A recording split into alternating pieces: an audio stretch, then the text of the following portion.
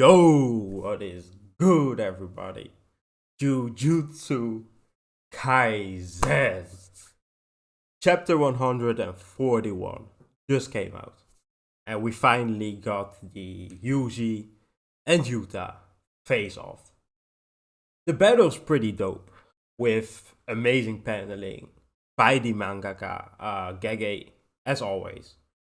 And the battle even starts out pretty even, with Yuji being able to evade the attacks, to able to somewhat keep up, showing off his acrobatic skills by jumping around, even strategizing mid-fight.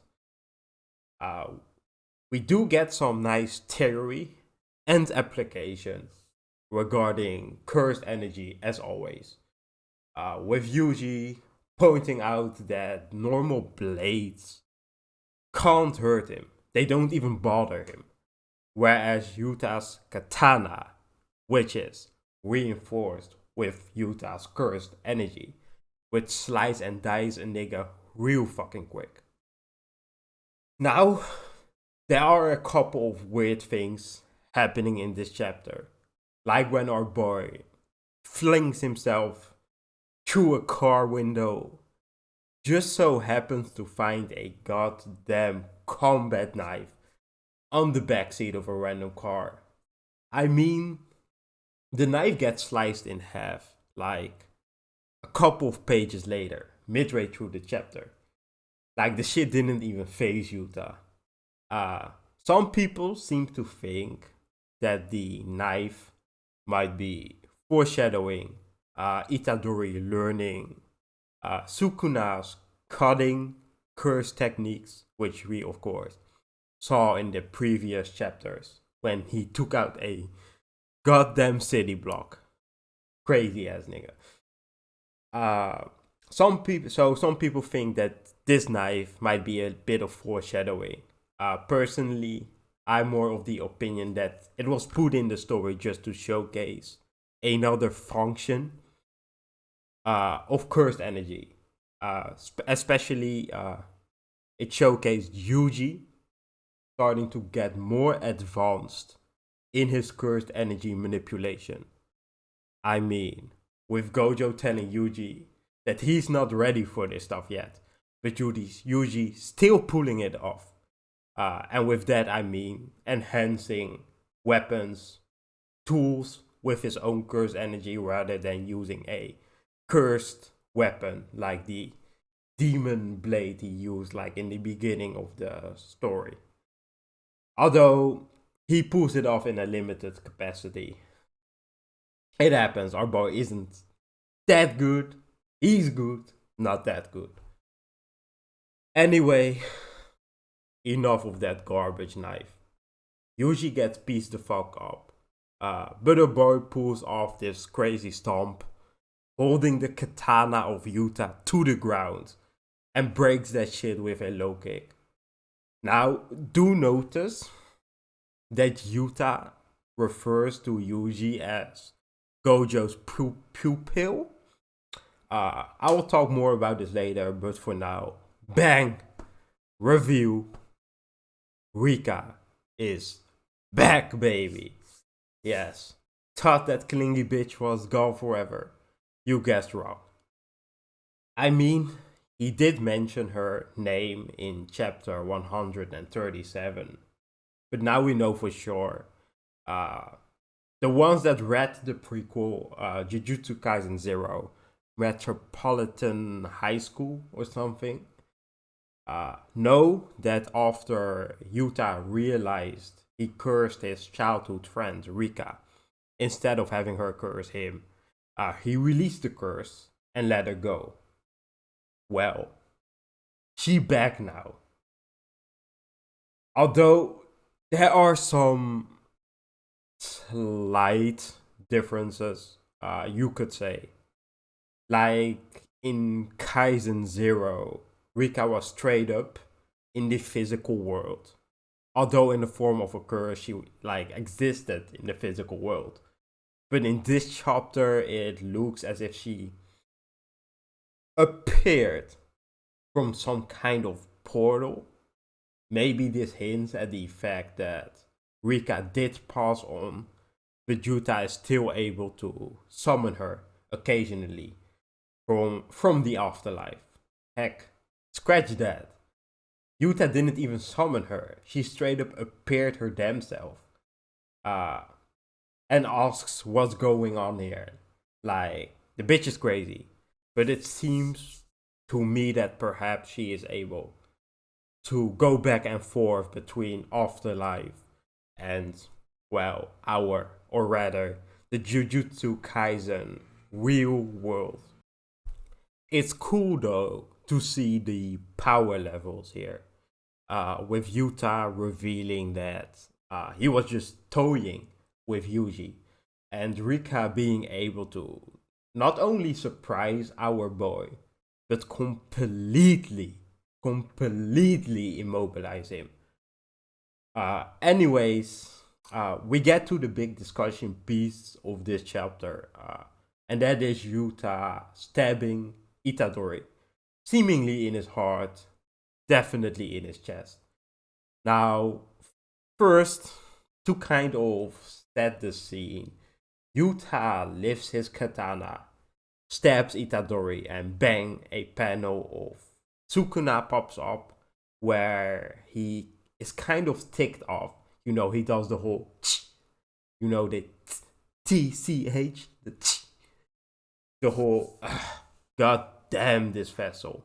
Now I gotta step in again. A nigga can never get some fucking rest. Anyway, he seems mildly annoyed. But then he notices something. And he just smiles like Sukuna always does.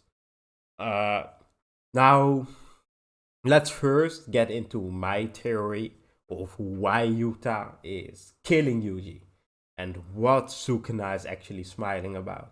I'll mention some of the other theories I saw pop up on the Reddit, the forums, the chapter comments, all that kind of shit. But first, my theory. Now, the manga, the past few couple of chapters made us think that Yuta was acting on false information, right? Like with the higher ups of the Jujutsu Kaisen world expelling Gojo, reinstating Yuji's death sentence, and making, or rather ordering, Yuta to be the executioner. Also telling him Yuji cut off the arm of Inumaki, you know, the dude with the forest powers. Which I mean, he did kind of do that, but also not really. It was really Sukuna who did that, but it happens, misunderstandings.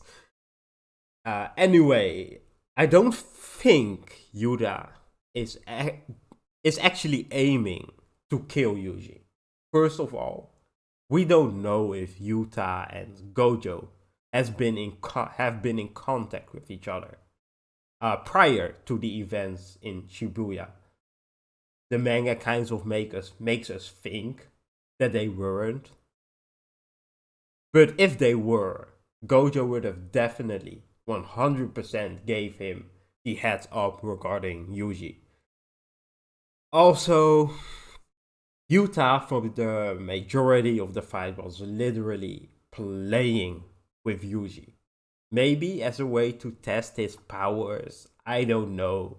But I think we can all agree on the fact that if he wanted to end the fucking fight, he would have. He would have snapped Itadori's neck, cut off his head, stabbed him 1,000 times over.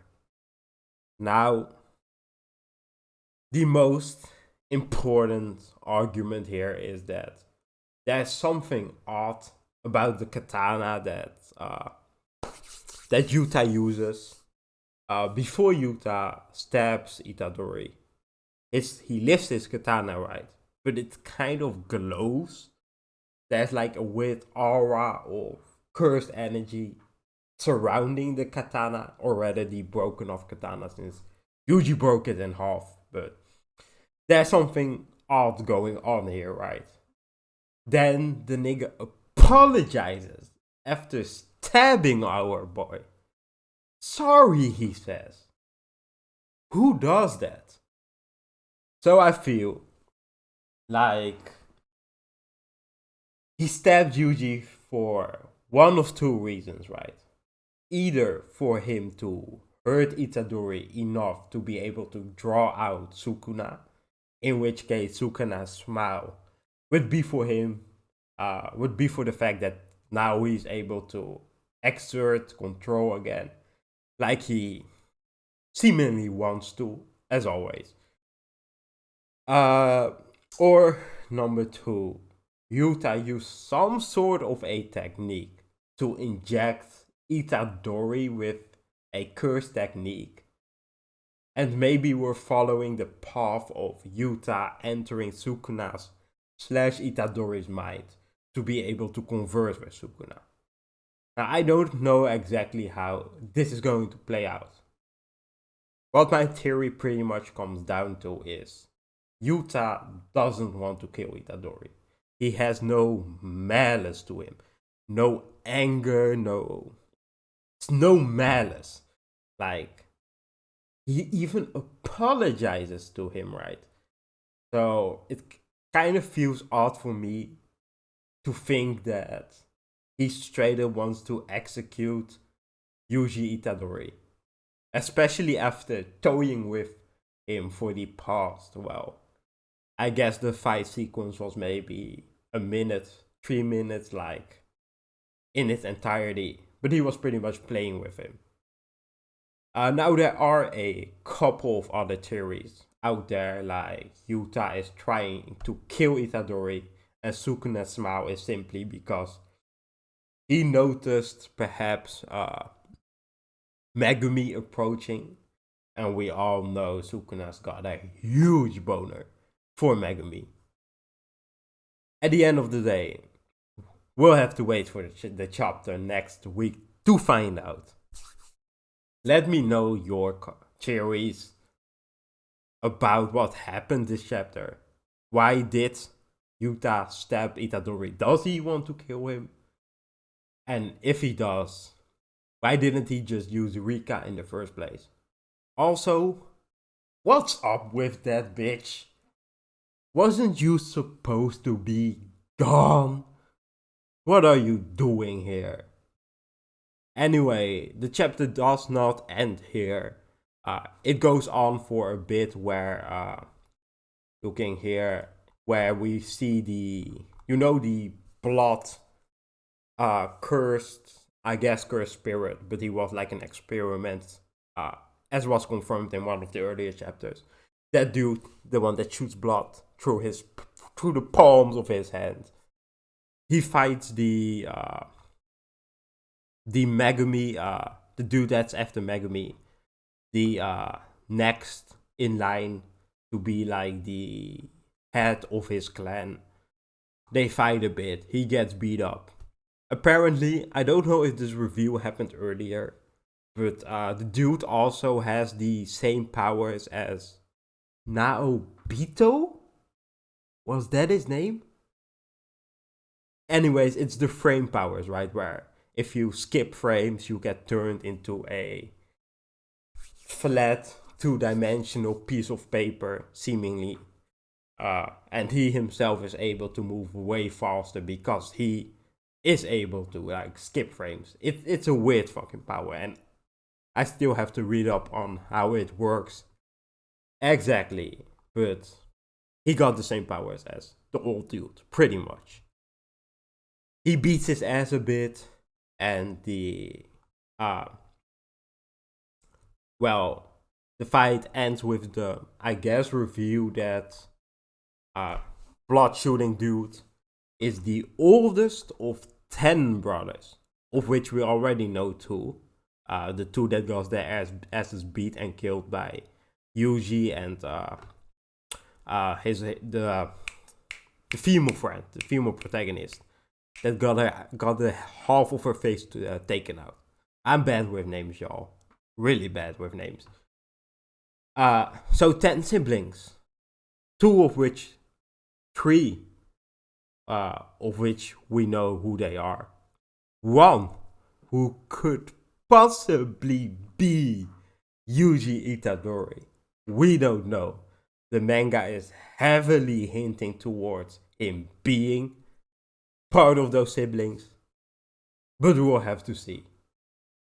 I might need to dig deeper into that theory because there are a couple of theories regarding Yuji's origin, all with their arguments for and against.